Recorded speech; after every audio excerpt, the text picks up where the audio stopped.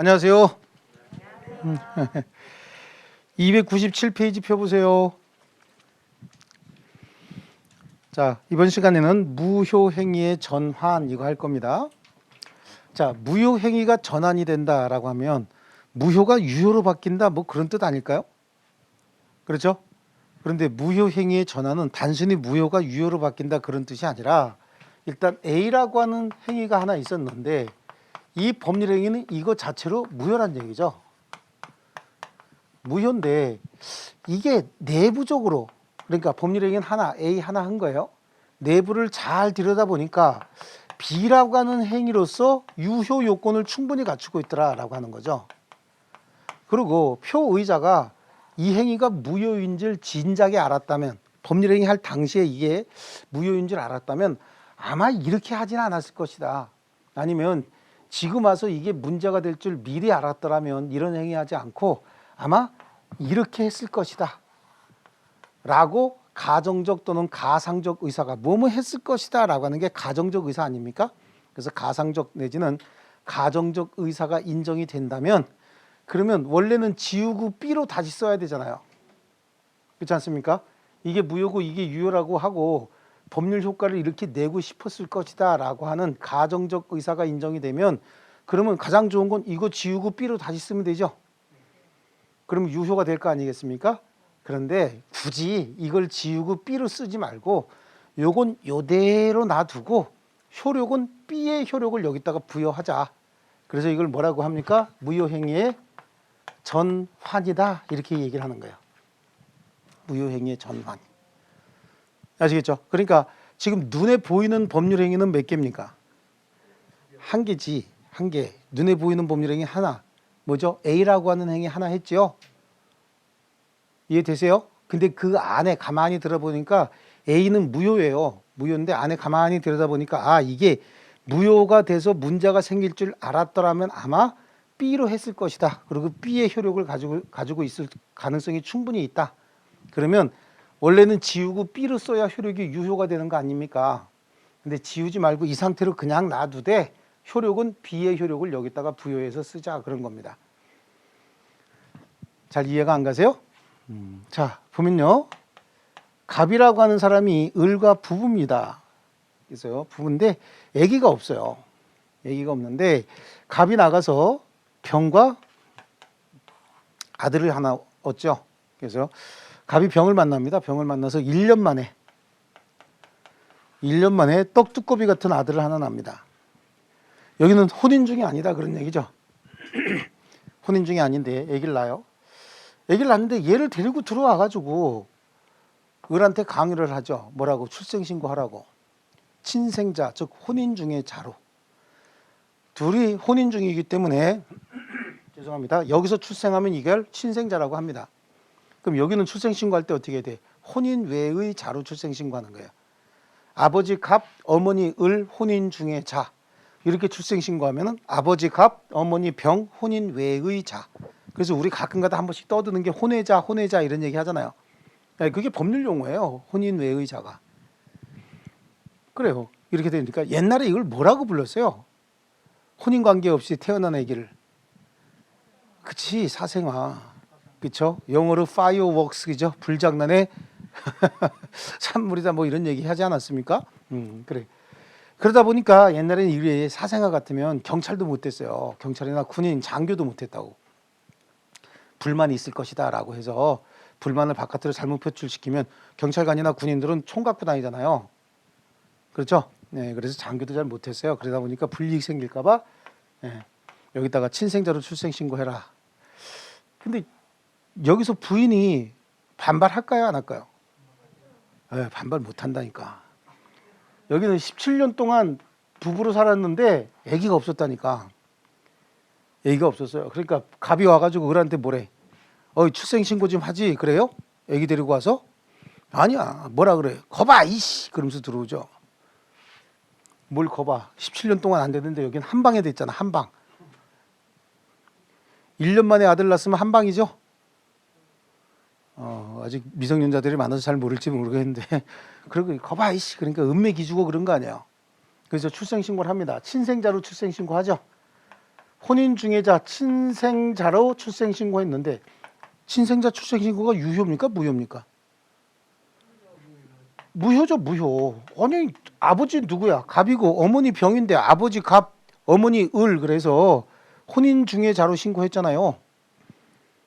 혼인 중입니까? 이게 둘이가? 엄마가 지금 얘 엄마가 누구예요? 병인데 지금 을로 해갖고 친생자로 출생 신고했잖아요.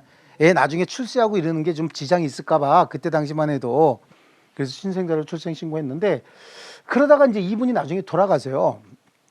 이분이 돌아가시고 이분이 남긴 재산이 약 한 200억 정도가 됩니다. 200억 정도가 되는데 이제 얘는 어디 살았을까요? 아 얘는 뭘 어디 살아 이렇게 해서 여기 사는 거지 여기. 아니 이 사람이 아기를 여기다가 주고 어디를 없어졌을까 봐요. 천만의 말씀입니다. 얘는 이 아기가 전부인데 그러면서 속을 좀 새겼을까 안 새겼을까? 아, 속 겁나게 새기죠. 이 사람은 주로 어디 있어요? 갑은 여기가 을이 있고 여기 병이 있다. 병과 아들이 있다. 그러면 얘는 주로 여기 와 있을 거 아니에요. 그렇지 않을까요? 네, 그래요. 두들겨 팬다고 되는 게 아니야 이게. 그래 그러면서 그러다가 이제 돌아가셨어요. 돌아가시지 이게 아유 이게 감당됩니까? 네, 복잡한데 돌아가시죠. 돌아가시고 나니까 재산이 남았잖아. 이게 이제 그대로 상속이 된다면 1.5대 1 이렇게 가져가면 돼요. 그럼 200억 정도면 120억하고 80억 이렇게 나눠서 주면 되죠. 나눠서 주는데 이 사람이 이거 무효 확인 청구 소송을 제기해요. 우린 친생 관계가 아니다. 그러니까 내 얘기 아니다 그런 얘기죠. 소송 제기합니다. 아니 제 얘기 다 들으세요. 예, 수업. 자, 내 얘기가 아니다라고 무효 확인 청구 소송을 제기합니다. 제기하니까 이제 판사가 뭐라고 얘기하냐면 친생자 출생 신고 무효 맞다. 무효 맞죠? 하지만 이 안에는 인지의 유효 요건을 갖추고 있죠. 인지가 뭐냐면 우리는 혼인 중은 아니지만 내 얘기가 맞습니다라고 하는 게 인지예요. 인지. 혼외자 출생 신고가 인지 신고라고 인지. 내 얘기가 맞다라고 하는 거예요. 그러니까 친생자 출생 신고는 무효지만 인지의 유효 요건을 갖추고 있죠. 그러니까 이걸 지우고 그러면 이걸 지우고 인지로 쓸 필요 없이 이거는 이대로 놔두되 인지의 효력을 여기다가 부여하자는 얘기예요. 그렇다는 얘기는 상속해 주란 얘기입니까? 아닙니까? 상속해 주란 얘기입니다. 아시겠죠? 자, 요게 무효행위의 전환이다라고 하는 겁니다. 이해하셨어요? 예. 이게 잘 이해가 안 되면 안 되는데. 자, 요게 이제 무효행위의 전환이 요식행위로서 무효인 경우에 또 다른 요식행위의 유효로 전환이 가능하냐. 요식행위는 형식과 절차를 엄격하게 지켜야 되는 행위를 요식행위라고 하죠. 근데 요식행위 자체가 무효랍니다.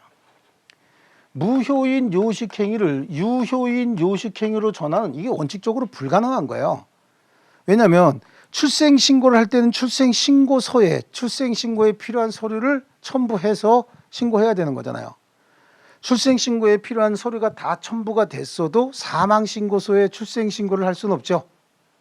이게 요식행위거든요. 그런데 우리 민법에서 판례가 신분행위, 가족법상 법률행위 있죠. 이런 것들 몇 개 이렇게 이런 거 몇 개를 인정해 주고 있습니다. 요것뿐만 아니라 또 있어요. 딸이 7이 난 7딸이 사건도 또 하나 있고요. 네, 조금 이따 설명을 드릴게요. 그래서 신분행위에 있어서는 우리 판례가 몇 개를 인정을 하고요. 그다음에 요식행위로서 무효인 경우에 불요식행위의 유효로 전환할 수 있느냐라고 하는데 이것도 거의 인정해 줍니다. 요식행위가 무효일 때 불요식행위의 유효로 전환하는 건 굉장히 쉽습니다. 형식과 절차를 엄격하게 갖춰야 되는데 그렇게 형식과 절차에 흠결이 있다. 그럼 불요식행위는 형식과 절차 같은 거 필요 없는 행위 아닙니까? 그러니까 이거는 불요식행위의 유효로 전환은 굉장히 쉽게 인정을 해줘요. 자, 뭐냐면 친구한테 줄 돈이 있어서 수표를 발행해 줬어요. 어음을 발행해 준 거야. 근데 어음 발행해 주면서 도장을 안 찍었다. 내가 이름도 다 쓰고 날짜하고 지급기일까지 다 적어줬는데 도장을 안 찍어줬다. 그러면 수표는 무효죠. 수표는 무효입니다. 도장 안 찍어주면요. 그런데 그걸 가지고 있는 친구는 이게 수표로서는 활용 못하지만 받을 돈이 있다라고 하는 채권 증서로서 활용할 수는 있겠죠. 그러니까 불요식행위로 전환은 아주 쉽게 되는 거예요. 또 하나 분류식 행위가 또 다른 분류식 행위로 전환은 가능할까라고 하는 건데, 분류식 행위로서 무효인 경우에 같은 분류식 행위의 유효로 전환도 이거 굉장히 쉽게 할 수 있어요.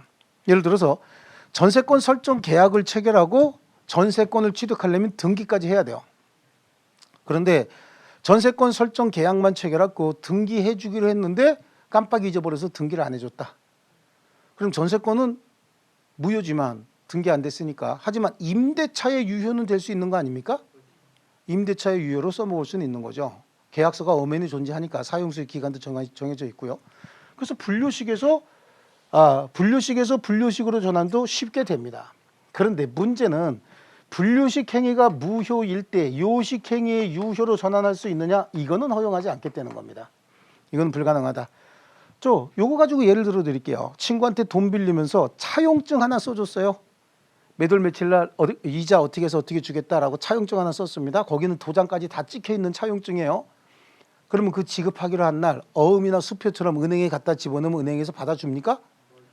정상적인 것도 안 받아주죠. 근데 차용증에 또 지급기일도 안 써져 있고 차용증 자체도 무효인데 그걸 어음으로 유효 또는 수표의 유효로 전환할 수는 없는 거죠. 그래서 여기는 다 전환이 인정이 되는데 요거만 안 된다라고 하는 거예요. 요거 잘 기억하시면 되고, 여기는 이제 일명 거바이시 사건이에요. 거바이시 사건이 뭐죠? 머릿속으로 한번 반추해 봅니다. 이거 시험에 잘 나옵니다. 거바이시 이거 있었고요. 또 하나 있습니다. 시잘데기 없는 거 다 나와. 이 사건이 있는데 일명 시잘데기 없는 거 다 나와요. 갑하고 을이 혼인 중인데 7명의 딸이 있어요. 7명의 딸이 있는데 여기는 4대 독자입니다. 4대 독자. 그러니까 시어머니, 아버지 어머니 살아 계세요. 두 분이 살아 계십니다. 그러니까 이 시어머니가 계속 압박하는 거죠. 대를 끊어 놓을 거냐. 옛날에 그랬거든요. 대를 끊어 놓을 거냐. 그리고 그냥 옛날에 어르신들 그러잖아. 밭이 좋아야 뭐가 열매를 잘 어쩌네 저쩌네 이러면서 하도 그러는데 이분이 건강이 안 좋아지셔서 더 이상 아기를 못 낳을 상황인 거예요. 근데 그때 이분이 나가서 병을 만나죠. 병을 만나는데 이제 나이가 어린 미혼모 될 사람이, 둘이 관계가 있는 게 아니라 둘이 같이 가서 만난 거예요. 같이 가서 만났는데 이 사람이 이제 이미 임신이 된 사람이에요. 임신이 된 사람이고 미혼모가 될 사람이라고 이제. 그런데 이제 둘이 가갖고 여기 설득을 하죠. 검사해 보니까 아들이라는 거야. 아들이라고 하니까 설득을 해서 뭐라고, 아기를 우리가 키울 테니 우리한테 달라. 어차피 얘는 아기 나면 고아원이나 이런 데 줘야 될 판인 거야. 그때 당시 상황에서 미성년자인 미혼모가 아기 키울 상황이 아니란 말이에요. 근데 부잣집에서 그것도 5대 독자로 키워준다 그러니까 아기 엄마 입장에서는 자기가 못 키우더라도 부잣집에 가서 행복하게 사는 게 좋겠죠. 그러니까 이제 동의를 해준 거죠. 동의를 해주고, 이 사람의 배가 불러지면 이 사람 배에 둘르는 바가지 크기가 커지죠. 그러니까 시어머니한테 뭐라는 거야. 아기 가졌다고 거짓말 한 거예요. 이 큰딸이 맨날 엄마 배에다가 바가지 바꿔주면서 엄마 꼭 우리 이러고 살아야 돼. 그러니까 할머니 아시면 큰일 난다. 입 딱 차라. 그러면서 이제 아기 날 때 되니까 친정 가서 아기 낳고 오겠다고 했지. 그래서 아들을 낳죠. 아들을 낳는데 몇 개월 있다가 이제 아기 데리고 온 거죠. 데리고 와서 어떻게 아들 낳았다고. 이 할머니 난리가 났죠. 할머니 난리가 났습니다. 난리가 나갖고 드디어 조상을 뵐 면목이 생겼네 이러면서 친생자로 출생신고한 겁니다. 친생자로. 이것도 무효 아닙니까? 자기 아들 아니잖아요. 그렇죠? 친생자로 출생신고했는데 이게 무효죠. 무효인데 문제는 그 다음 날로부터 문제인 거야. 할머니가 새벽에 3시 반만 되면 여기다가 문을 다 열고 야 시잘데기 없는 것들 다 나와 이렇게 되는 거죠. 할머니 생각에는 여기 시잘데기 있어 없어? 없어. 할머니 생각에는 다 나와 그래가지고 아기를 위해서 노력봉사가 시작이 됩니다. 너는 기저귀 빨아라. 요즘에 산 기저귀 가지고는 엉덩이 짓 물른다. 큰일 난다. 이래가면서 온갖 거, 그리고 빨래 한 번만 잘못하면 그냥 밥을 굶기고 그냥 밥을 안 줘. 얘를 위해서. 아주 그냥 7명의 누나들이 전부 노력봉사를 하고 있습니다. 근데 여기 큰 누나는 안다 그랬죠. 얘기가. 엄마가 낳은 얘기가 아니다라고 하는 거예요. 그러다가 이분들도 돌아가시고 어머니 아버지가 교통사고로 한꺼번에 돌아가십니다. 그리고 여기서 남긴 재산도 약 한 400억 정도가 된다고 해요. 그럼 이제 나눠야 되죠. 8명이 나눠야 되잖아요. 나눠야 되는데 누나들이 그동안에 맺힌 한이 있죠. 얘들 줘 안 줘? 안 주겠다는 거야. 8년 9년이 지났는데 안 주겠다라고 하는 거죠. 안 주겠다고 소송하면서 내 동생 아닙니다. 그러니까 서로 간에 어떻게 해요? 뭐 형제관계 부존재, 친족관계 부존재 확인 소송을 제기했죠. 그러니까 피검사하니까 형제가 아니라는 거 금방 나타나잖아요. 근데 우리 판사들이 뭐라고 얘기하냐면 니네들이 이렇게 할 줄 알았으면 니네 엄마 아버지는 아마 뭘로 신고했을 것이다. 입양의 유효 요건을 갖추고 있으니까 친생자 출생 신고는 무효일지 모르지만 입양의 유효 요건을 갖추고 있죠. 갖추고 있으니까 그냥 이걸 지우고 입양으로 쓰지 말고 이대로 놔둔 상태에서 입양의 효력을 부여해라. 그러니까 결국은 입양자로서 친생자는 아니라도 입양으로서 효력을 부여해서 상속을 해줘라 그런 얘기입니다. 아시겠죠? 그러니까 여기는 지금 아직도 뭐라고 써 있어요? 가족관계등록부에 친생자로 써 있어요. 하지만 효력은 입양의 효력이 부여되죠. 여기도 가족관계등록부엔 친생자로 써 있죠. 하지만 효력은 어떤 효력이 부여된다고요? 인지의 효력이 부여가 된다. 아시겠죠? 하나 더 있어요. 잘 나오는 판례가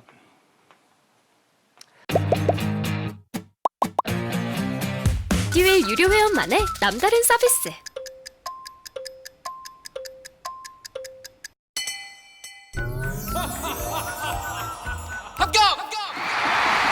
합격하고 돈도 받는 혜택. 오직 에듀윌 유료 회원에게만. 에듀윌. 무료 합격!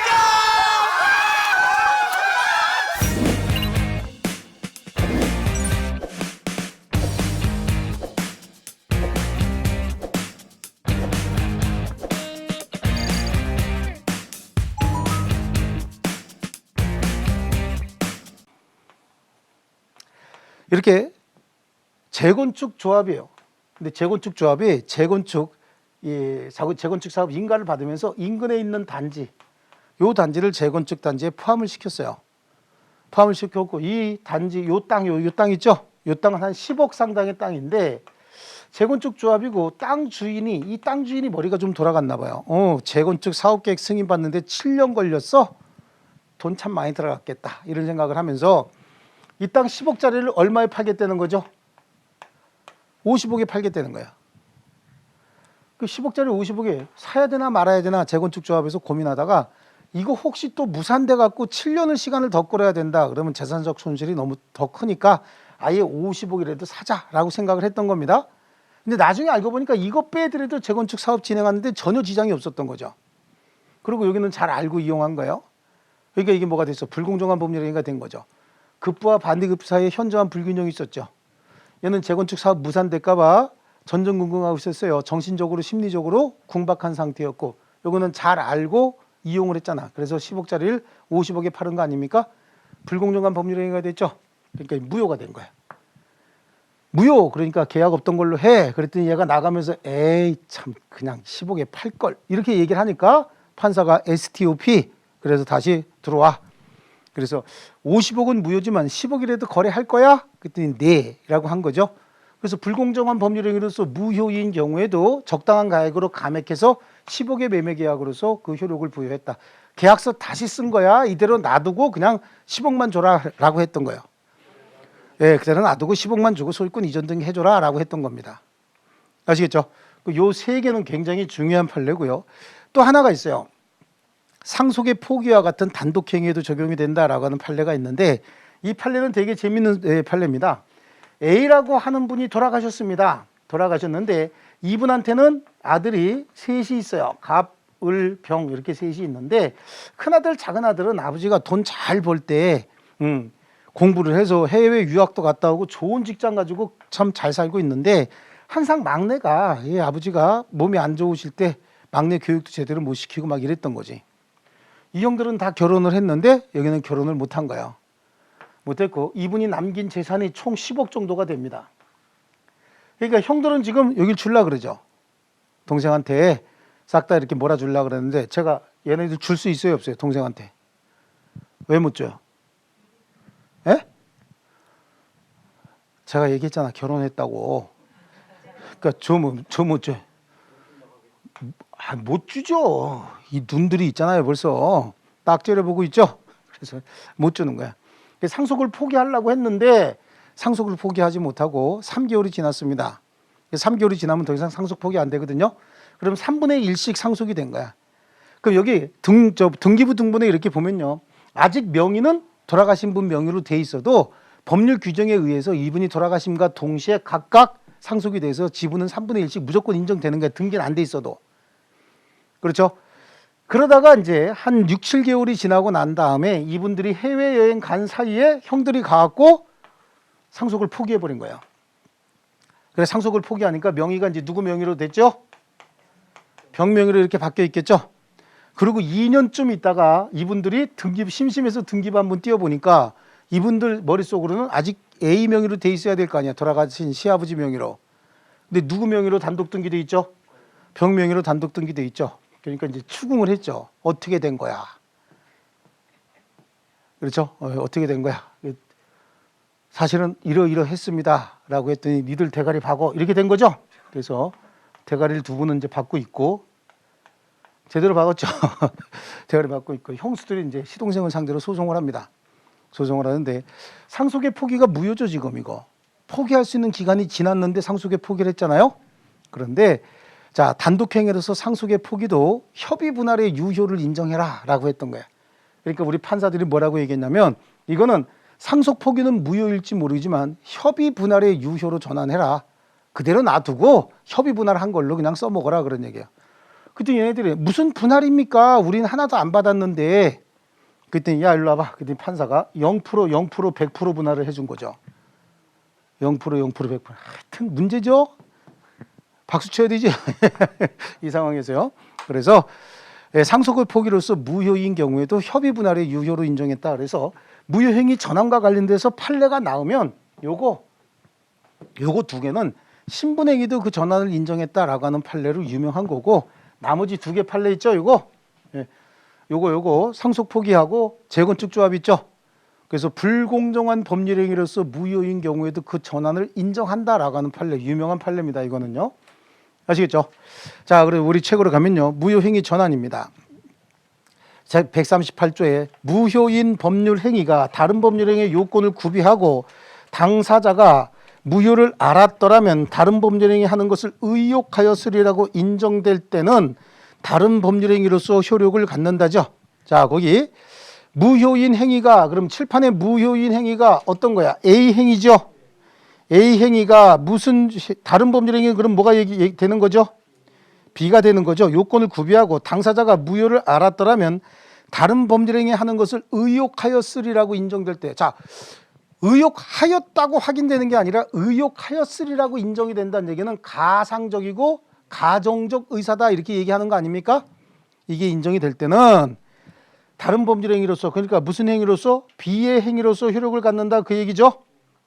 자, 이게 무효행위 전환인데, 일단은 요건에 보시면 성립한 법률행위가 무효일 거, 성립한 법률행위는 A예요, B예요? A죠. 그리고 다른 법률행위의 요건을 구비할 것, 그 다른 법률행위 뭐죠? B죠. 지금 칠판에 있는 B. 이해되셨나요? 그리고 넘겨보시면, 그리고 그런 법률행위 하는 것을 의욕하였을 것, 그게 무슨 의사요? 가상적 또는 가정적 의사다라고 하는 거예요. 이름 가상적, 가정적 의사는 결국은 누가 판단해 줘야 돼요? 이런 의사가 있었을 것이다라고 하는 건 판사가 해줘야 되죠. 그 판사가 해석해 주는 걸 무슨 해석이라고 그랬죠? 우리 보충적 해석이라고 그랬지. 자연적 해석과 규범적 해석과 분쟁이 생기면 판사가 해석해 주는 걸 보충적 해석이라고 얘기를 했죠. 그래서 그 가정적 의사가 있어야 되는데, 그 가정적 의사는 세 번째 줄이요. 법률 행위실을 기준으로 법률 행위의 보충적 해석을 통해서 밝힌다라고 동그라미 2번 뒷부분에 있죠. 찾으셨나요? 예, 보충적 해석을 통해서 밝힌다. 그리고 무효행위 전환의 모습은 여기서 요거만 잘 기억하시면 돼요. 무효인 분류식 행위를 유효인 요식 행위로 전환은 허용하지 않고 나머지는 다 허용합니다. 아시겠죠? 그래서 그 밑에 동그라미 3번 있죠? 3번. 무효인 분류식 행위를 유효인 요식 행위로 전환은 불가능하다 이렇게 돼 있죠. 그것만 줄쳐놓고 나머지는 다 가능하다 이렇게 보시면 되고요. 4번에 무효인 단독행위의 전환 보이십니까? 예, 거기에 무효인 단독행위로서 상속의 포기도 협의 분할의 전환을 인정한다 그거 하고 5번에 불공정한 법률 행위로서 무효인 경우 이것도 50억짜리 10억으로 전환시킨 거 얘기하는 거죠. 기억 잘 하셔야 됩니다. 전환 요건에 부합하는 경우에 그 전환을 인정한다. 아시겠죠? 그래서 그 단독행위 밑에 있는 단독행위가 조금 아까 얘기했던 이거예요. 이거 0% 100% 사건이고요. 판례 두 번째 불공정한 법률 행위로서 무효다라고 하는 거 이 판례 얘기하는 거죠. 요거 50억짜리 10억에 거래했던 거. 그다음에 오른쪽에 신분행위로서의 전환도 혼인 외의 출생자를 혼인 중의 출생자로 신고했다. 이거 얘기하는 거잖아요. 시잘때 거바이 씨 이거 사건 있죠? 예. 자, 제가 이렇게 이름을 붙이는 이유는 그냥 기억하시라고 그러는 거예요. 진짜 그랬습니까? 이거는 그런 질문하면 조금 답답해지죠. 그다음에 타인의 자를 자신의 자로 출생신고했다 이거잖아요. 타인의 자를 자신의 자로 출생신고했다 이거죠. 이 경우에도 입양의 실질적 요건을 모두 구비하였다면 입양 신고로서 효력을 인정하겠다라고 하고 있습니다. 아시겠죠? 자, 그다음에 나오는 게 무효행위의 추인입니다. 이 무효행위의 추인은 우리 107조에서 뒤에 가면 무효행위 추인에서 나옵니다라고 하면서 제가 108조에서 많이 했던 겁니다. 108조에서 몇 페이지에서 했는지 확인해 드릴게요.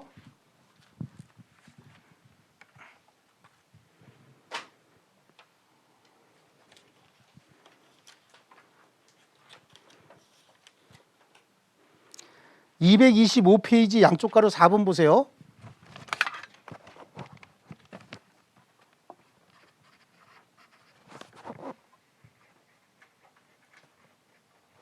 하셨나요? 거기 보면 허위 표시의 추인이 나오죠. 허위 표시 추인 거기서 수업하고 왔어요? 안 하고 왔어요? 그렇죠? 허위 표시의 추인은 뒤에 가서 한다라고 말씀을 드렸죠. 허위 표시 추인 지금 할 겁니다. 자, 허위 표시는요 이건 거야. 허위 표시는 당사자 간에는 언제나 무효잖아요. 갑하고 을이 갑소유 토지에 관해서 매매 계약을 체결한 것이 아니라 가작 매매를 한 거예요. 진짜 매매, 가짜 매매. 가짜 매매를 했습니다. 이 가짜 매매는 무효잖아요. 가작 매매는 무효죠. 무효면 얘 이름으로 소유권 이전 등기가 됐다라고 하더라도 이 물건은 등기 자체가 무효가 되죠. 이게 무효니까 이 등기도 무효가 될 수밖에 없는 거 아닙니까? 그렇죠? 그러면 갑은 을한테 대금 청구할 수 있어요? 없어요? 없죠. 이 물건 소유권 여전히 누구에게 있죠? 갑에게 있는 거잖아요. 그러니까 얘도 얘한테 대금 줄 필요 없죠. 둘이 합의해서 네 이름으로 이름만 좀 바꿔놔라. 이름만 바꿔놨어도 소유자는 여전히 갑 아닙니까? 둘이 가장행위 했으니까 가장행위 무효고. 여러분 지금 생각하고 있는 게 저게 왜 무효지라고 생각하면 안 돼. 등기 자체는요 공신력이 없어요. 여러분 등기라고 하는 건 권리가 이렇게 형성되어 있습니다라고 하는 걸 외부에 알리는 기능 이외에 다른 기능은 없어요. 그럼 실체 권리자와 등기자가 다르면 어떤 걸 고쳐야 돼? 권리자를 바꿔야 돼? 등기를 바꿔야 돼요? 어디다가 맞춰야 되죠? 등기를? 실체 권리에 맞춰야 되죠? 예, 그런 거예요. 그러니까 둘이 거래한 적은 없지만 네 이름으로 좀 등기 좀 해놓자 라고 해서 얘가 소유권을 취득할 수는 없는 거예요. 이거 무효거든요. 그럼 소유권은 여전히 누구에게 있어요? 갑에게 있고 이행기일에 갑이 을한테 돈을 매매대금 청구할 수도 없고 을도 매매대금을 지급할 의무가 없습니다. 소유권을 취득한 적이 없어요. 등기 명의만 가지고 있는 거지. 그런데 어느 날 갑이 을한테 야 그냥 네 이름으로 됐으니까 네가 그냥 돈 줄래? 라고 얘기하니까 얘가 받을래? 그리고 주더란 얘기예요. 그러니까 그러면 실질적인 거래는 이때 있었던 거죠. 이때 새로운 매매 계약이 체결이 됐고 그러면 지금까지 소유자는 갑이었잖아요. 그렇죠? 그럼 이제부터 소유자는 누가 되는 거죠? 을이 소유자가 되는 거야. 을이 소유권을 취득하는데 법률 행위에 의해서 부동산에 관한 물건을 취득하려면 등기해야 되는데 이미 등기 갖춰져 있죠. 그러니까 이거는 무효 등기지만 유효로 유용도 할 수 있어. 유용. 이걸 무효 등기의 유용이다라고 하는데 무효 등기 유용하려면 이 기간 중에 이해관계 있는 제3자가 없으면 무효 등기 유용도 가능하고 이해관계 있는 제3자가 있으면 지우고 다시 등기해야 되는 거예요. 아시겠죠? 그래서 무효 등기 유용도 가능하다. 무효 등기를 유용했다 그래서 처음부터 유효는 아니잖아요. 실제 유효는 이날부터 유효죠. 등기는 실체 권리 관계와 등기 관계가 일치해야 유효입니다. 일치한 날은 이날부터죠. 그래요. 그래서 비소급적으로 원칙적으로 비소급적으로 그때부터 새로운 법률 행위를 다시 한 것으로 본다. 근데 당사자 합의로 소급표를 정할 수는 있다 이런 얘기를 해요. 그러니까 당사자 합의로 소급표를 정하는 게 요 기간이 한 6, 7개월 됐어요. 그럼 요 기간 동안에 공과금 나오거나 세금 나온 거 다 누가 내야 돼? 요 기간 중에. 갑이 내야지. 소유자 진짜 소유자 갑이니까 갑이 내야 되죠. 근데 얘가 이제 안 내고 가지고 있었다고 그리고 소유권 이전 등기 받으니까 갑이 그동안 내가 너한테 싸게 줬으니까 그동안 여기서 나왔던 공과금 같은 건 네 이름으로 돼 있으니까 네가 그냥 내라. 그럼 합의에 여기서 그래? 라고 할 수도 있죠. 그 대신 요게 이제 임대차가 돼서 A가 매월 차임을 100만 원씩 주고 있었다. 그러면 또 을이 이럴 수도 있죠. 그러면 그동안에 차임 받은 건 내 통장으로 들어왔으니까 너한테 건네줘야 되지만 그냥 내가 그동안 관리 잘했으니까 내가 가질게. 그러면 또 갑이 그래라 라고 할 수도 있는 거잖아요. 그러니까 당사자 합의에 의해서 소급표를 정할 수는 있으되 대외적인 관계에서는 소급표를 인정하지 않습니다. 아시겠죠? 자, 그래서요. 우리 무효행위 추인이 그거야. 무효인 법률행위는 추인한다고 효력이 생겨요? 안 생겨요? 안 생기다. 효력이 생기지 않는다. 그러나 당사자가 무효임을 알고 추인한 때는 새로운 법률행위를 다시 한 것이 된다. 그 말은 무효인 행위를 추인했다 그래서 유효로 바뀌는 게 아니라 새로운 법률행위를 다시 했다는 얘기예요. 그럼 여기서 다시 한번 그려보면 갑하고 을의 법률행위는 일단은 무효였거든요. 무효였는데 둘이 나중에 뭐 했어요? 추인해버렸다고. 추인하게 되면 이게 유효로 바뀌는 게 아니라 뭘 한 거라고요? 새로운 법률행위 다시 한 것이 된다 그런 거예요. 무효가 유효로 바뀌는 게 아니라 새로운 법률행위를 해서 새로운 법률관계가 형성이 됐다 그 얘기죠. 이해되셨나요?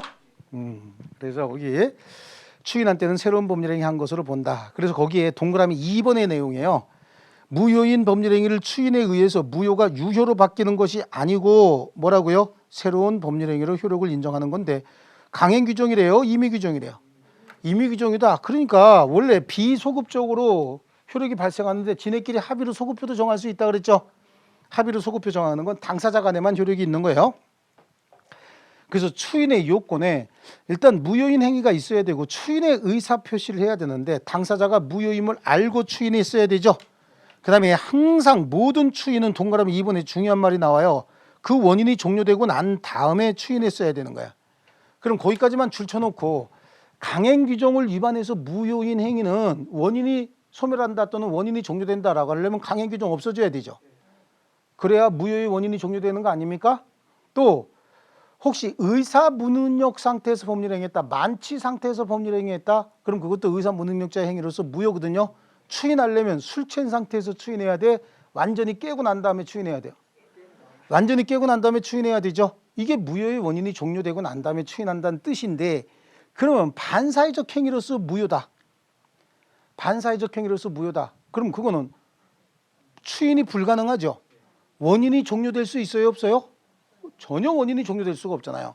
그러니까 반사회적 행위로서 무효인 경우에는 추인 자체가 불가능합니다. 아시겠죠? 자, 그 다음에 추인 방법은 뭐야? 분류식 행위다. 그 분류식 행위란 얘기는 명시, 묵시, 구두, 서면, 재판상, 재판에 다 할 수 있다는 얘기입니다. 예, 여기 추인이 은근히 낼 게 있어요. 사실 수강료가 꽤 부담이 돼서 와이프한테 눈치가 많이 보였어요. 근데 애들 유료 회원은 합격하면 환급해준다고 하니까 의지가 더 불타더라고요. 받아야겠다. 꼭 받아야겠다. 그래서 환급 받으셨나요? 네, 와이프가 엄청 좋아하더라고요. 자, 그리고 효과요. 무효인 행위를 추인하면 그때부터 새로운 법률 행위로 간주된다 이렇게 돼 있죠. 그건 되게 중요한 거고 답은 거의 거기서 나와요. 그때부터 새로운 법률 행위 다시 한 것으로 된다. 그런데 다시 역으로 백으로 한 장 넘겨보면 139조에 그때부터라는 얘기 한마디도 없죠. 자, 무효인 법률행위는 추인해도 효력이 생기지 않는다. 그러나 당사자가 그 무효를 알고 추인한 때는 새로운 법률행위 다시 한 것으로 본다라고 하는데 새롭다는 말이 그때부터라는 말이 들어가 있는 거 아닙니까? 과거부터 새롭다 그렇게 얘기할 수 있어요? 그렇죠. 장래를 향해서 새롭다라고 얘기할 수 있는 거 아닙니까? 그 말 속에 그때부터 즉 비소급적으로 그때부터는 다시 다른 말로 뭐라고요? 비소급적으로 이렇게 얘기할 수 있는 겁니다. 그래서 거기 2번도 같이 한번 줄쳐 놓을게요.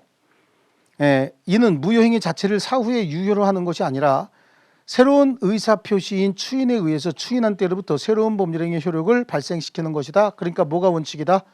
비소급이 원칙이다. 그 다음에 4번에 이는 등기에도 준용이 된다. 그래서 무효인 가등기를 유효인 등기로 유용하기로 한 약정은 그때부터 유효고 가등기가 소급해서 유효한 등기로 전환할 수는 없다. 이걸 무효등기의 유용인데 판례가 가등기를 유용했던 것뿐이지 본등기도 마찬가지입니다. 유용이 가능해요. 다만 중간에 이해관계 있는 자가 없어야 됩니다. 아시겠죠? 이해관계 있는 제3자가 있으면 그 유용은 불가능하다. 그리고 당사자 약정에 의해서 채권적 소급적 추인도 가능하다라고 되어 있죠. 거긴 굵은 글씨 정도만 이렇게 한번 줄쳐 놓으시고요. 그거에 관한 설명이 2번에 있어요. 허위 표시를 추인하면서 당사자 사이에 특약으로 행위 시부터 유효한 것으로 함으로써 차임이나 과실 또는 과실취득과 공조 공과 세금이나 공과금 같은 거 얘기하는 거잖아요. 이거 네 명의로 됐으니까 네가 책임져라. 그 대신 차임도 네가 가져라. 뭐 이렇게 합의할 수 있다는 얘기예요. 그래서 행위 시부터 양수한 것으로 이전한 것으로 다를 수도 있다. 다만 당사자의 약정으로 소급표를 인정할 때는 제3자의 권리를 침해할 수는 없다. 자, 우리 민법에 1조부터 1118조까지 다 예외 없이 적용되는 거 하나가 뭐냐면 어떤 법률 행위가 소급표를 갖는다. 그럼 당사자 합의로 소급표를 정할 수는 있다라고 하더라도 제3자의 권리를 해야지는 못한다. 아시겠죠? 당사자 합의로 소급표를 정했다. 그 소급표가 법률 규정에 의해서 소급표가 아니라 당사자 합의로 소급표를 정했을 때예요. 당사자 합의로 소급표를 정했을 때는 제3자의 권리를 해야지 못한다는 항상 커피 앤 도너츠처럼 쫓아다니는 거라고 얘기했죠. 예, 이건 패키지로 쫓아와야 됩니다. 자, 이렇게 해서 법률행위 무효가 끝났습니다. 이제 법률행위의 취소. 그래서 법률행위 취소는 사실은 취소할 수 있는 법률행위를 이야기하는 겁니다. 자, 이거 지워도 되죠? 혹시 또 뭐 찍어야 되시는 분 있으십니까? 자, 그럼 취소할 수 있는 법률행위 아직도 안 되는 거예요?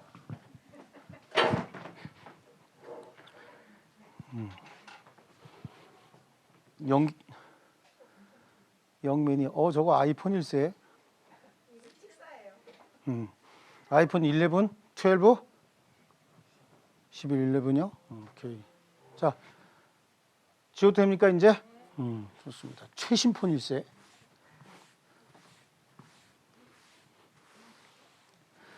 저거 150만 원, 200만 원 가까이 주고 샀는데 1년만 되면 새로운 거 생기고 그죠? 이 휴대폰이요. 우리 가전제품 어떤 가전제품보다 비싼 거예요. 그죠? 저 우리 가족마다 하나씩 다 있죠. 4인 가족이면 저 최소한 500만 원은 되는 거야. 가전제품이. 근데 우리 집안에 있는 어떤 가전제품이든 2, 3년 만에 바꾸는 거 있어요, 없어요? 없죠? 근데 휴대폰은 바꾸잖아요. 저 휴대폰 시장이 엄청난 시장인 겁니다. 예. 그러니까 이제 여담이지만 그 삼성하고 애플사하고 계속해서 특허권 소송하잖아요. 그죠? 걔네들이 그거 소송하고 싶어서 하는 게 아니라 그게 광고. 서로 간에 돈 들여서 광고하는 것보다 둘이 서로 소송을 하면 다 보면은 새로운 모델 나오고 난 다음에 판결 나잖아요. 하지만 전 세계 이목이 집중이 되죠. 그러니까 광고 안 해도 기자들이 알아서 막 써주고 막 애플은 어떻고 둘 사이에 뭐 가지고 분쟁 생겼다, 어떤 기능 가지고 분쟁 생겼다, 광고 다 해주는 거야. 네, 그래요. 실제로는 그래서 소송한다 그러더라고요. 자, 이번에는 취소할 수 있는 법률행위, 일단 법률행위의 취소다라고 하는데요. 취소할 수 있는 법률행위는 우리가 앞에서 총론하면서 이런 얘기했어요. 취소는 아무나 하는 게 아니라 취소권자만이 할 수 있다 그랬죠. 취소권자만이, 그것도 정해진 기간 내에만 할 수 있다. 아시겠죠? 그러면 취소권자가 누구냐 이거부터 따져야 되겠네요. 예, 취소권자. 그럼 여기서 먼저 취소권자는 누구냐? 취소권자는 한대승 씨예요. 이름이 누구라고요? 한대승 씨. 크게 해보세요. 누구라고요? 한대승 씨. 그래서 이거는 한자. 그래. 어떤 상태에서 한자? 제한 능력, 차고, 사기, 강박 상태에서 의사 표시한 자. 얘네들은 나중에 자기가 취소할 수 있는 애들이에요. 제한능력자, 미성년자, 미성년 상태에서 자신의 의사 표시 취소할 수 있죠. 아저씨 그리고 10,000원 갖다 주고 499만 원짜리 영수증 이렇게 갖다 주고 빈병 갖다 쭉 깔아놓고 돈 여기서 노트북 받아간 거 앞에서 설명했죠. 또 시간이 지났구나.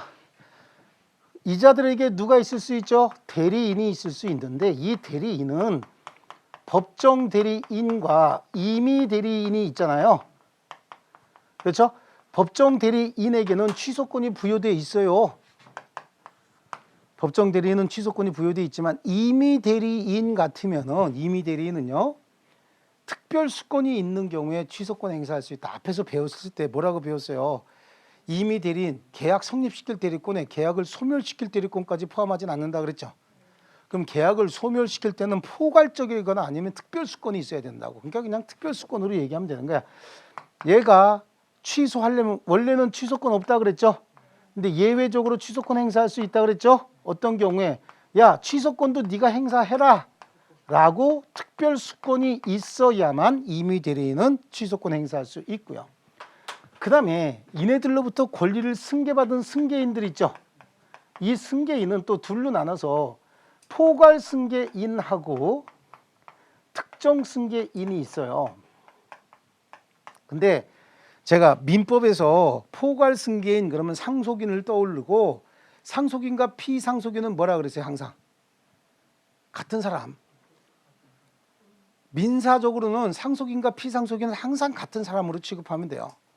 피상속인이 A의 권리가 있었다. 그러면 상속받은 사람도 무조건 A 권리 승계합니다. 피상속인이 B의 채무가 있었다. 그러면 상속인은 그냥 B의 채무 승계하는 겁니다. 아시겠죠? 근데 권리보다 채무가 너무 크다. 그러면 그때 한정승인 신청하고 상속 포기하거나 한정승인 신청하거나 이렇게 하면 되는 거예요. 아시겠죠? 그래서 상속인과 피상속인은 어떤 사람이다? 똑같은 사람이다. 똑같은 사람으로 취급해야 훨씬 더 잘 풀립니다. 주관식 시험에서는 상속인과 피상속인은 똑같은 사람이다. 그러면 시험지 찢어집니다. 빵점이요. 근데 객관식 시험에서는 골라낼 때 상속인하고 피상속인이 같은 사람으로 취급해버리죠. 그러면 99% 맞습니다. 객관식 시험을 쓰는 게 아니기 때문에 논리 전개하는 게 아니잖아요. 단순하게 자 권리관계 분석을 해서 어떤 권리를 취득했느냐 어떤 의무를 부담했느냐라고 하는 걸 정해줄 때 상속인과 피상속인은 어떤 사람이요? 같은 사람. 그럼 포괄 승계인은 이 사람들하고 똑같은 사람들 아닙니까? 그러니까 이 사람들이 취소권이 있으면 얘도 당연히 취소권이 있는 거죠. 특정 승계인도 이로부터 권리를 승계받았으니까 취소권도 승계가 되는데 여기는 조금 신경 써야 될 게 하나 있는 거야. 취소권만을 특정 승계할 수는 없어요. 그러니까 특정 승계라고 하는 건 돈 주고 사는 거 얘기하는 거예요. 근데 취소권만 돈 주고 사서 뭐 하겠어요? 예를 들어서 이제 갑이 을에게 자신의 토지에다가 지상권을 설정을 해준 거야. 그래서 얘가 지상권자로서 사용수익하고 있어요. 근데 나중에 알고 보니까 요 녀석이 여기다가 거짓말을 해갖고 사기를 쳤다는 거. 이게 나중에 갑이 알게 된 거죠. 사기를 당해서 자기가 지상권을 설정해줬다라고 하는 거 알게 된 거예요. 그럼 사기에 의해서 의사표시했으면 이거 취소할 수 있는 거 아닙니까? 취소할 수 있는데 취소하러 가는데 병이 만난 거야. 병이 아유 이 땅 좀 저한테 파시죠. 그랬더니 갑이 뭐라고 얘기하냐면 알았어. 아주 나도 머리 아파 죽겠어. 사기꾼이 자꾸 덤벼들어서 요거 취소하고 너한테 팔을게. 그랬더니 병이 아니 그냥 이 상태에서 파세요. 자 여기에 있는 이 소유권에는 그 권리자인 갑의 취소권이 붙어있는 권리죠. 이거는. 그러니까 이 권리를 양도하게 되면 취소권도 같이 승계가 되는 거예요. 그러니까 병도 취소권 행사할 수 있어요. 그렇죠? 병이 소유권을 취득하면 자기 권리에 하자 있는 자기 부동산에 하자 있는 권리가 있는 거 아닙니까? 그러니까 취소할 수 있는 거야. 그런데 갑자기 병이 반짝하더니 그 취소권 저한테 파시죠. 그럼 취소권 저한테 파시죠라고 하면 취소권만 돈 주고 샀다. 그럼 얘가 여기 가갖고 취소권 행사하죠. 취소합니다. 그럼 을이 뭐라 그럴까? 근데 누구세요? 그럼 병이 예 취소권 제가 돈 주고 샀습니다. 그리고 영수증 보여주면 돌 던지겠죠. 참 할 일도 그렇잖아. 취소하고 나면 권리는 누가 회복하게 되는데요? 갑이 회복하잖아. 그럼 갑이 그때 팔아 안 팔아? 이제부터 안 팔 수도 있죠. 이거 괜찮은데? 사기당해서 누구한테 설정해주고 취소권만 따놓으면 그것도 돈 주고 샀대죠. 취소권도 팔고 얘가 취소해주면 권리는 나한테 회복이 되고 이거 말이 안 되는 거야. 그러니까 특정 승계에 있어서는 주의해야 될 게 취소권만 특정 승계할 수 있다 없다? 그렇죠. 취소권만을 특정 승계하는 것은 허용하지 않는다. 그럼 포괄 승계는요? 포괄 승계는 제도 자체가 취소권만 포괄 승계한다는 얘기는 없어요. 아시겠죠? 제가 그랬잖아요. 지금 상속인과 피상속인 어떤 사람이요? 같은 사람이기 때문에 무조건 다 승계되는 거예요. 이해하셨습니까? 자, 그러면 취소권자가 이자들이면 취소의 상대방은 누구냐라고 해야죠. 상대방. 취소의 상대방은 법률행위의 직접 상대방을 얘기하는 거죠. 갑이 을의 사기에 의해서 을에게 지상권을 설정해 줬고요. 을은 이 지상권을 정에게 양도했고 정은 A한테, A는 B한테 양도했다라고 하는 거예요. 그래요. 이때 갑이 취소해서 얘네들 다 짜고 한 거야. 다 짜고 했으니까 선의의 제3자 없잖아요 지금. 그리고 사기당했으면 사기에 의한 의사표시 취소 선의의 제3자에게는 대항하지 못한다라고 하는데 얘네들 선의 지금 없죠? 아무도 없어요. 그러면 갑이 지금 이 땅에 가보니까 이 땅에서 지금 줄넘기 하고 있는 애가 하나 보여. 누가 줄넘기 하고 있을까요? B가 하고 있겠죠? B가 줄넘기 하면서 2단 뛰기 빵빵 하고 있어요. 그럼 가갖고 야 취소할 테니까 내 거 내놔 라고 B한테 할 수 있어요 없어요? 없는 거지. 갑이 의사표시를 해서 계약을 한 상대방은 을인 거야. 을한테 의사표시했지 B한테 의사표시한 적이 없죠. 그러니까 갑은 자신의 의사표시를 누구에게? 을에게. 그러니까 취소의 상대방은 법률행위의 직접 상대방, 의사표시의 직접 상대방이죠. 아시겠죠? 의사표시의 직접 상대방에게만 취소해야 돼요. 이거를 찾을 때 누굴 찾으면 되는 거야? 첫사람. 아시겠죠? 첫사람이야. 그랬더니 또 여기서 무가 갑에게 사기를 쳤더니 그 사기당해서 얘가 여기다가 지상권 설정해 줬다라고 하는 거예요. 그랬더니 첫사람 얘 아닙니까? 그런데 얘한테는 사기를 당한 거고 얘가 의사표시를 했던 첫사람은 누구요?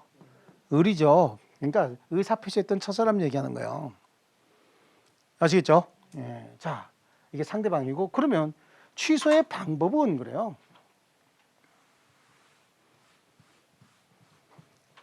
취소의 방법은 어떠냐라고 하는데 취소의 방법은 무조건 뭡니까? 분류식행이에요. 이 분류식이다라고 하는 건 굉장히 많은 내용을 가지고 있죠. 그래요. 구두, 서면, 명시, 묵시, 재판상, 재판에 다 가능하다는 얘기입니다. 분류식행이고 그럼 효과는 그래요. 취소하면 어떤 효과가 발생을 하냐? 취소하게 되면 제가 이런 거 했었죠. 법률행위 유효인데 취소권자가 취소하게 되면 소급해서 이렇게 그리면 안 되죠. 점으로 그려야 되죠. 우리가 하던 대로.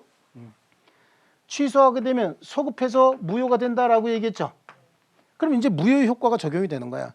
이행 전이면 이행할 필요 없고 이미 이행된 부분은 부당이득으로 돌려줘야 되죠.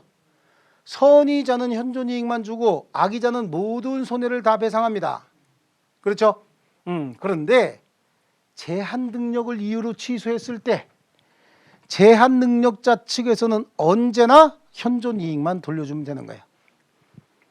이해하셨습니까? 제한 능력자 측에서는 언제나 현존 이익만 돌려주면 된다. 그렇죠? 바깥에 어찌 화장실 가는 소리가 안 들린다. 그죠? 잘못하면 또 줄 서서 10분 내에 또 마무리 못하는 일이 생길 수 있는데 그렇지 않습니까? 자, 이게 취소권자였고요. 움직이는 것 같죠 지금. 그러면 취소할 수 있는 법률행위라고 해서 언제나 취소할 수 있느냐? 그건 아닐 수도 있어요. 취소권이 소멸해서 취소 못하는 경우도 있습니다. 취소할 수 있는 행위라고 해서 무조건 취소할 수 있는 건 아니에요. 여기도 행사기간이 있다 그랬죠? 제척기간. 제척기간도 있고요. 취소권자가 스스로 자신의 취소권을 포기하는 경우도 있어요. 스스로 포기하는 경우도 있고요. 또 법률 규정으로 이런 행위를 하면 취소권을 포기하겠다는 의사표시가 있는 것으로 봐버리는 경우가 있어요. 그래서 취소권을 행사하지 못하는 사유는 몇 가지다? 세 가지. 스스로 취소권을 포기했다. 뭐라고요? 스스로 취소권을 어떻게 했다고? 포기했다. 이걸 우리는 뭐라고 얘기하냐면 추인했다. 취소할 수 있는 법률 행위를 추인했다. 그럼 그걸 어떻게 해석한다? 취소권을 포기했다. 또 하나, 법정 추인이에요.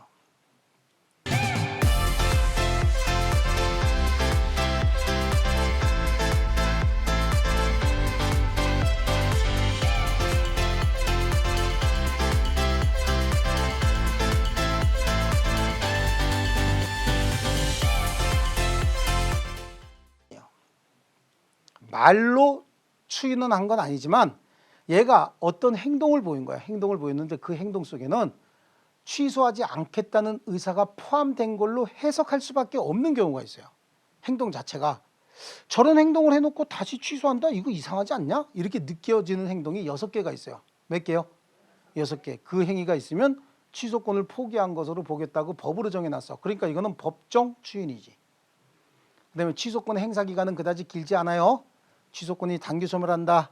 그 취소권 행사 기간은 빨리 끝납니다. 아시겠죠? 그걸 취소권의 단기 소멸, 그래서 추인할 수 있는 날로부터 3년, 법률행위 한 날로부터 10년, 먼저 도래한 날 기준으로 소멸한다. 그래서 이걸 제척 기간이 경과되면 취소권이 소멸한다. 아시겠죠? 그럼 먼저 취소권이 소멸하는 사유는 취소하지 못하는 사유라 그런 얘기죠. 취소하지 못하는 사유는 스스로 추인했다. 추인은 다른 말로 뭐라 그랬어요? 취소권을 포기했다라고 얘기했죠. 취소권의 포기를 추인이라고 합니다.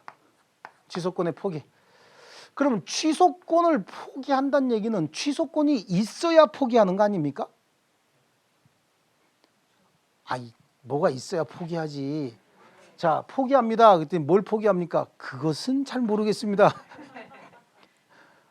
그거 잘못하면 되게 맞겠죠? 이 지금 장난치나 그럴 거 아니냐고. 그거 잘못하면 집에서 집으로 못 걸어가는 수가 있어요.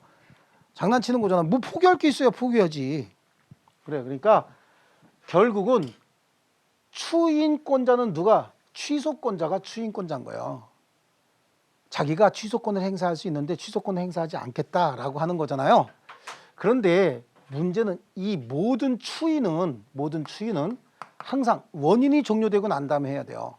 여기다 쓰지 말고 위에다가 취소에 어떻게 해요? 원인이 소멸 내지는 종료된 후에만 해야 된다고. 모든 추인은. 아시겠죠? 그럼 보세요. 취소권자가 누군지 보면 돼. 제한 능력자 취소권자야 아니요? 제한 능력자 취소권자죠. 그러니까 얘는 뭐 할 수 있어요? 추인할 수 있는 거지. 취소권 포기할 수 있는 거지. 다만 제한 능력자가 뭐가 되고 난 다음에 능력자가 된 후에 해야 하든지, 제한 능력자 상태에서는 법정 대리인의 뭘 받아서 하면 되는 거죠? 동의받아서 추인할 수 있다. 차고 사기 강박 상태에서 의사 표시한 사람도 차고 사기 강박 상태에서 벗어나면 추인할 수 있어요. 법정 대리인이 있죠. 법정 대리인. 법정 대리인도 당연히 취소권이 있으니까 추인권이 있는 건데, 법정 대리인 또 후견인도 있을 수 있잖아요. 얘네들은요, 취소의 원인이 종료되고 나면 미성년자가 성년자가 됐다 그런 얘기잖아요. 그럼 법정 대리권 남아있나요? 소멸하나요? 소멸해버리죠. 그러니까 얘는 원인이 종료되기 전에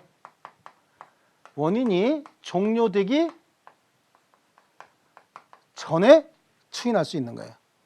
왜냐하면 원인이 종료됐다는 얘기는 미성년자가 성년자가 됐다, 제한 능력자가 정상인이 됐다 그 얘기잖아요. 그럼 더 이상 법정 대리권은 존재할 수가 없는 거죠.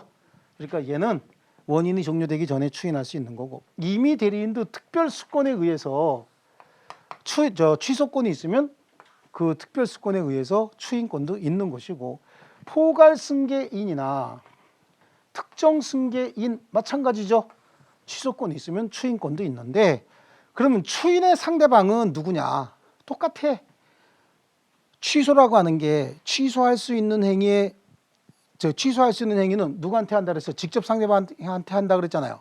그럼 추인이라고 하는 건 취소권의 포기잖아요. 하늘에다 대고 취소권 포기, 그럼 지나가다가 좀 뭐 하는 거야?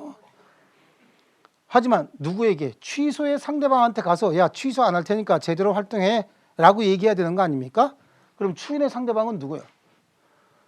그렇지, 취소의 상대방이 추인의 상대방이죠. 당연히 얘네들한테 하는 거고요. 방법은 뭐죠? 분류시켰냐, 구두, 서면, 명시, 묵시, 재판상, 재판에 다 가능해요. 효과는요? 효과는 유효로 확정돼 버리죠. 취소할 수 있는 행위를 추인하게 되면, 즉 효과만 좀 별도로 보시면 돼요. 왜냐하면 추인한다는 얘기는 이거하고 반대 효과가 생길 거 아닙니까? 그래서 취소하게 되면 어떤 효과가 발생을 하느냐? 취소할 수 있는 행위 유효잖아요. 유효인데 취소권자가 취소하게 되면 소급해서 무효가 된다고 말씀드렸죠. 근데 이거 안 하겠다는 거 아니냐고. 이거 안 하겠다는 얘기니까 추인하게 되면 유효로 확정돼 버리죠. 유효로 확정된다. 그때부터 유효가 된다. 소급해서 유효가 된다. 다 틀렸어요. 그때부터 유효도 아니고 소급해서 유효도 아니고 지금부터 유효잖아요. 지금도 유효였죠? 취소하지 않겠다고 했으니까 그냥 유효로 확정이 되는 것뿐이지 그때부터 유효가 된다고 틀렸잖아요. 그때부터 유효가 된다는 얘기는 아니 처음부터 유효가 된다는 얘기는 처음부터 무효였으니까 유효로 소급한다 뭐 그런 의미가 되니까 그런 말을 집어넣으면 안 되는 거야. 처음부터 유효가 된다 그러면 처음에 무효였다는 뜻이 들어가 있잖아요. 그때부터 유효가 된다 그러면 지금까지 무효였다는 뜻이 들어가 있죠. 그러니까 그런 말을 하는 거 아니야. 소급효의 문제는 발생하지 않는다 그래야 맞는 거예요. 아시겠죠? 예, 그런 말 다 틀린 겁니다. 자, 그 다음에 법정 추인이 뭐냐라고 하는 거죠. 법정 추인은 법률 규정에 의한 추인을 얘기하는 거야. 이것도 추인이잖아요. 추인이니까 원인이 소멸된 후에 누가 했어야 되냐면 취소권자가, 취소권 있는 자가 취소하지 않을 것 같은 행동을 한다고. 그 취소하지 않을 것 같은 행동은 사람이 볼 때마다 이렇게 해석이 좀 달라질 수 있기 때문에 법률 규정으로 6개를 정해놨어요. 몇 개를 정해놨다고요? 6개를 정해놨는데 그 6개가, 이 법정 추인 6개가 이행, 이청. 자, 얘네들 형제인데 한 분은 담양사시고 한 분은 강경사신다. 이렇게 암기하는 거야. 이행, 이청, 담, 양, 강, 경 해보세요. 이행, 이청, 담양, 강경 그럼 4개 같아. 이행, 이청, 담양, 강경 4개 같죠? 나중에 저한테 질문하신 분 꽤 많아요. 이행, 이청, 담양, 강경 그러다가 이행, 이청, 담, 양, 강, 경 해보세요. 이거는 취소할 수 있는 행위의 전부 또는 일부의 이행이다 라고 하는 거죠. 자, 둘이 교환계약을 체결했다. 갑하고 을이. 갑은 이걸 주기로 했고 을은 이걸 주기로 했다. 그래서 교환계약을 체결했어요. 그런데 이게 제3자 사기에 의해서 이루어진 거야. 여기서 아니 뭐 그냥 여기서 을이 사기했다 그러자고 복잡하지 말고 얘가 여기다가 사기를 치는 바람에 갑이 을하고 교환계약을 체결했어요. 그럼 여기서 취소권자 누굽니까? 갑이 취소권자죠? 아 이거 그럼 사기친 놈이 취소도 하고 그럼 그 나라 이상하잖아요. 사기 당한 놈이 취소해야 하는 거지요. 그죠? 그러니까 취소권자가 갑인데 갑이 뭐 이렇게 할까? 이것도 주고 얘는 이거를 주기로 했고 얘는 이거 하고 이렇게 생긴 걸 주기로 했다. 교환하기로 했다. 이렇게 얘기를 하는데 이행하기로 한 날 갑이 일부를 이행하고 있어 아니면 전부를 이행하고 있다. 둘 중에 하나 줬다는 거야. 갑이 뭐라 그러면서 야 을 일로 와봐. 야 사기꾼 너 앞으로 또 사기 칠 거야? 이 자식이 그러면서 이걸 이행해 주고 있어요. 그렇다는 얘기는 앞으로 취소하겠다는 거야 안 하겠다는 거야? 안 하겠다는 거죠. 항상 모든 추인이나 이 법정 추인도 마찬가지야. 원인이 소멸된 후에 취소할 수 있는 행위임을 그거 빼먹었다. 그렇죠? 알고 하니까 취소권의 포기죠. 그렇죠? 알고 해야 되는데 여기는 알고는 필요 없다는 거야. 법률 규정으로 정해놓은 거기 때문에 알았든 몰랐든 관계없이 일부를 이행을 했다? 그러면 그건 추인하지 않겠다는 의사표시로 보겠다는 겁니다.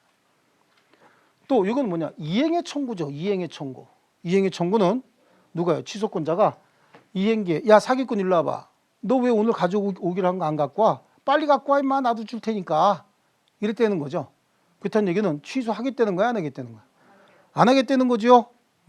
자, 요거하고 요거의 차이는 여기 보세요. 갑이 스스로 하나를 이행을 하면서 뭐라 그랬대? 그래서 앞으로 사기치면 다리 몽댕이 분질른다 그러면서 이행을 했어요. 이런 경우는 당연히 법정 추인이죠. 요번엔 을이 하나 갖다 주니까 얘가 이행을 어떻게 해요? 받고 있어.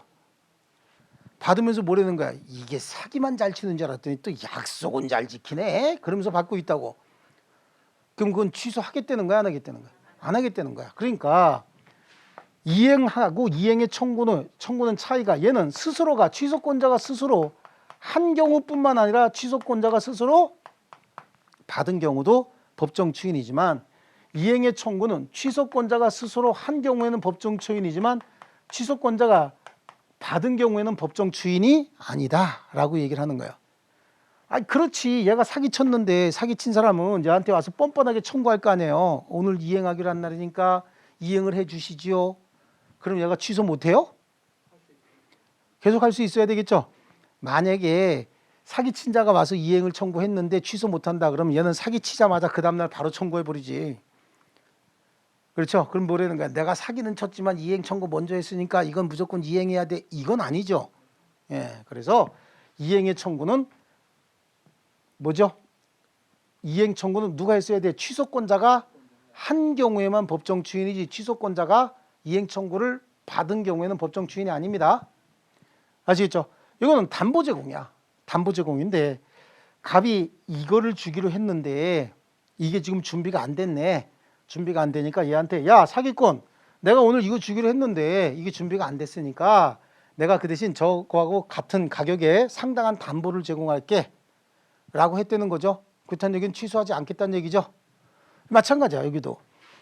자, 갑아, 내가 오늘 이거 주기로 했는데 이게 준비가 안 됐으니까 내가 상당한 담보를 제공할 테니까 담보 좀 받아줘. 그랬더니 갑이, 자식이 그래도 전 사기꾼이라도 인성은 됐다, 그러면서 받아줬대요. 그럼 취소하지 않겠다 그런 얘기겠죠. 그러니까 이것도 한 경우 받은 경우 다 법정 추인이야. 강제 집행도 마찬가지고, 경계는 이거 말고 딴 걸로 주자라고 둘이 새로운 계약을 체결하는 게 경계거든요.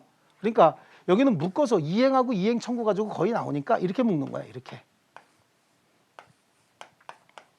이거 무슨 자요? 만자같이 생겼죠? 만. 상상력이 좀 있어야지. 만. 그러니까 요거는 이행 청구하고 취소할 수 있는 행위로 취득한 권리의 전부 또는 일부의 양도, 이거는 취소권자가 한 경우에만 법정 추인이라는 얘기예요. 요거 두 개만 좀 신경 쓰면 되는 거야. 시험에는 주로 이게 70% 답이야. 이게 70%. 이게 20% 답이고 이게 10% 답인 거야. 그래, 답은 거의 여기서 나올 수밖에 없어요. 그리고 혹시 여기서 답이 아니다 그럼 제일 긴 거 찾으면 돼. 왜냐하면 아닌 걸 긴 걸로 만들려면 어떻게 돼? 장황하게 설명해야 되거든요. 그러니까 간단하게 답은 여기서 찾는데, 주로 이제 이행의 청구 여기서 시험에 나와요. 여기서 이행의 청구. 요거는 취소할 수 있는 행위로 취득한 권리의 전부 또는 일부의 양도인데, 지금 서로 교환 계약이 끝났네. 그러면 갑은 이거 갖고 있고 이거 갖고 있겠죠. 을은요 갑한테 받은 이거하고 이거 갖고 있을 거 아니겠어요? 여기서 사기친 을은 이거 동작 빠르게 제3자에게 처분해야 될 거 아니에요. 그렇죠? 그래서 사기꾼이 받은 거 빨리 처분했다 그래서 사기당한 사람이 취소 못한다 그러면 사회정의가 아니죠. 그럼 우리 빨리 사기치고 빨리 팔아야지. 그리고 I'm sorry 팔았다 그러면 끝나는 거 아니냐고. 그러니까 이거는 취소할 수 있는 행위로 취득한 권리의 전부 또는 일부 양도거든. 다 팔았든 하나만 팔았든 누가 취소권자가 양도한 경우에 그때 법정 추인인 것이지, 사기친 놈은 어떻게 한다고? 빨리 팔으려고 그럴 거 아니겠어요. 이해하셨습니까? 그래서 이걸 법정 추인으로 한다. 요거 두 개 좀 잘 기억을 하셔야 되고요. 그래서 우리는 그냥 이행, 이청, 담양, 강경 이렇게 이해하시면 돼요. 자, 그 다음에 이제 제척 기간인 거예요. 제척 기간은 형성권의 행사 기간을 제척 기간이라고 하는데, 취소권의 행사 기간은 단기에 소멸한다. 그래서 추인할 수 있는 날로부터 3년, 법률행위 한 날로부터 10년. 먼저 도래한 날 기준으로 소멸하게 됩니다. 추인할 수 있는 날로부터 3년, 법률행위 한 날로부터 10년. 예를 들어서 갑이 어떤 법률행위 했어요? 을과 법률행위 했는데, 법률행위 할 때 얘는 11살이었었어요. 11세. 그럼 얘는 추인할 수 있는 날로부터 3년이 된다. 그러면 추인할 수 있는 날은 19세로부터 3년이죠. 그럼 몇 세? 20, 이세가 돼야 되지. 근데 얘는 법률행위 한 날로부터 10년이 되죠. 한 날로부터 10년이다. 그럼 몇 살? 그러면 이날 기준으로 취소권 소멸하겠네요. 먼저 도래한 날 기준이니까 더하기 돼요? 네, 더하기 좀 연습하세요. 예. 그 다음에 얘가 혹시 17살이었다는가? 17살. 그러면 추인할 수 있는 날로부터 3년은 19세 플러스 3이죠. 그럼 이건 22세 맞네요. 그런데 법률행위 한 날로부터 10년이다. 그러면 27세 아니냐고. 그럼 이날 기준으로 먼저 소멸하겠네. 그래서 먼저 도래한 날 기준으로 소멸하게 된다. 그래서 뭘 암기해야 돼? 추삼 한시. 이게 가끔 추인할 수 있는 날로부터 3년, 법률행위 한 날로부터 10년이 뭐라고 나오냐면 추인이 아니라 취소할 수 있는 날로부터 3년, 법률행위 한 날로부터 10년. 그래서 우린 뭘 찾는 거예요? 추삼 한십 찾아야 되는데 요거 뒤에 하나 이거 더 붙죠? 그럼 맞았다 틀렸다? 틀렸다. 요거 가지고 잘 속아 넘어가요, 여러분이. 아시겠죠? 자, 요거 요대로 놔두고 지금 칠판은 지우지 마세요. 요대로 놔두고 우리 쉬었다가 기본서 설명하겠습니다.